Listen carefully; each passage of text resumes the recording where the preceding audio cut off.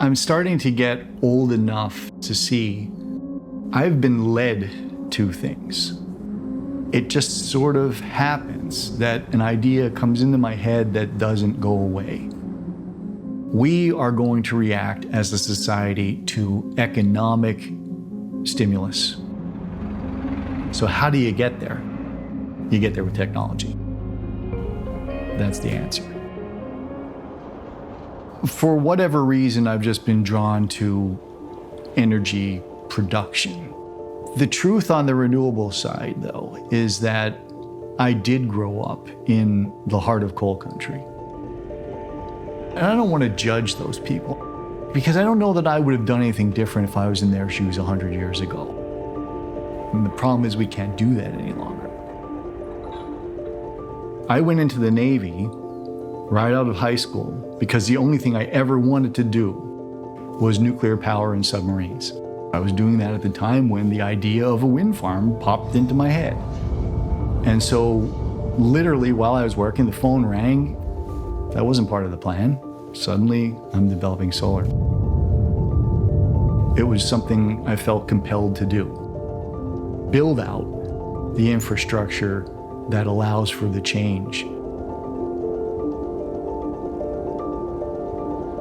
Shenandoah, where I grew up, was 4,000 or 5,000 people. Now it was 30,000 people back in the 1920s. Everybody worked in the mines. And so it's a big part of who we are here in Schuylkill County. And so there's the opportunity to embrace other technologies. No one wants their kids to grow up and move away, right? Well, here's a way that they can actually stay, have a really good, secure future, all coming from solar projects. Everybody gets a boost from that.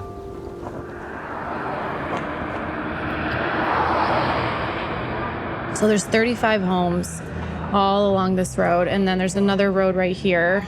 There's like a big tree line, and then there's like about maybe like 5 homes right here that can view this project. Have you counted these? Yeah, so there's about 20 on this side and about 15 on this side. It's 35 total. Okay. 35 total. It seems like something that would work really well. Yeah. I would love to see that happen. Recently, in the last 2 months, I've been working on our community engagement efforts, kind of taking the temperature of the town and the towns that we're looking to develop. This is a really emotional decision for a lot of these landowners because these farms have been in their family for generations and generations, and their parents have, put sweat and tears into their farms. And so that is like their whole life. And we're not taking that from them. The local neighborhoods, the other homes, their towns will benefit. This whole area was nothing but farms. Yeah. Farmhouses, barns, animals, and crops. I mean, all those homes and that white fence over there, those homes up on the hill, none of that was there before. It was just farmland. Back then, they were the wealthy people, and now you can't make a living. I know what it was like. Yeah. Well, I'll tell you what, it's a heck of a place to make a living. Yeah. Especially in today's economy. My grandfather bought the first farm in the area back in the early 1900s. He and my grandmother were married in 1920, and right after they got married, they started farming. I'm kind of sad because there were 5 farms originally, and now we're down to 2. And it's hard to part with what we have left. Once we started getting the information from the solar companies, the more I began to realize this is a viable option. So I laid this presentation for my dad, and he looked at it and he decided to move forward. And that was the first time when I thought, okay, we may be able to hang on to some of the property.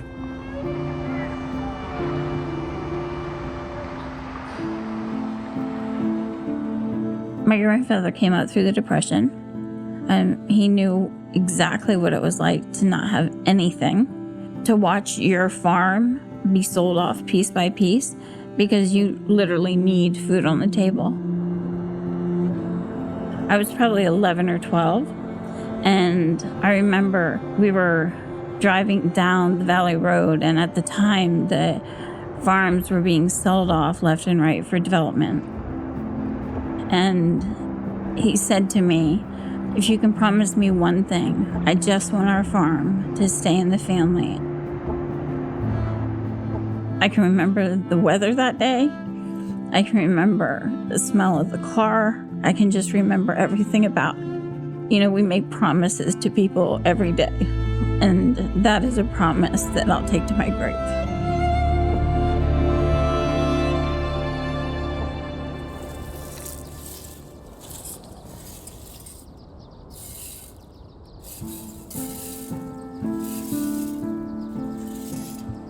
What's not moving up?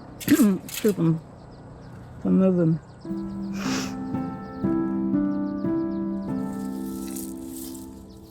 That's what made the decision about solar so natural. It's going to be clean, and we're bringing funding in, and it just seemed like if Pap was sitting at the table with us, he would agree that it would be a good thing to do.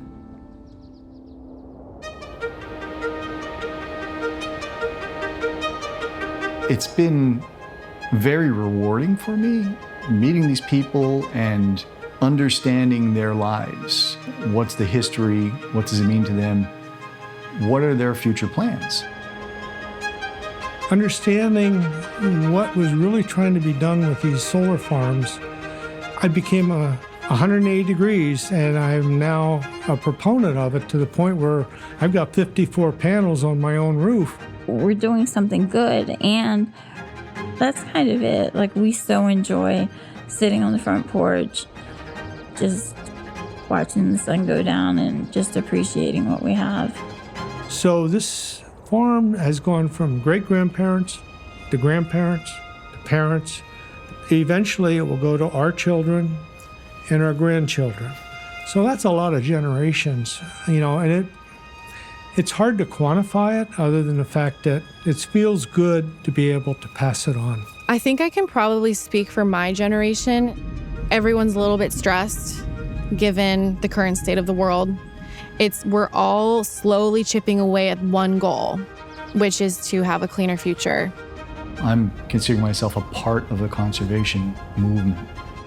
No future generation is ever going to condemn you for conserving and preserving nature. If change is necessary, it has to be embraced by them. And I think that's our part in this. We have something that can make a difference, that's going to serve generation after generation. I don't think it ever stops.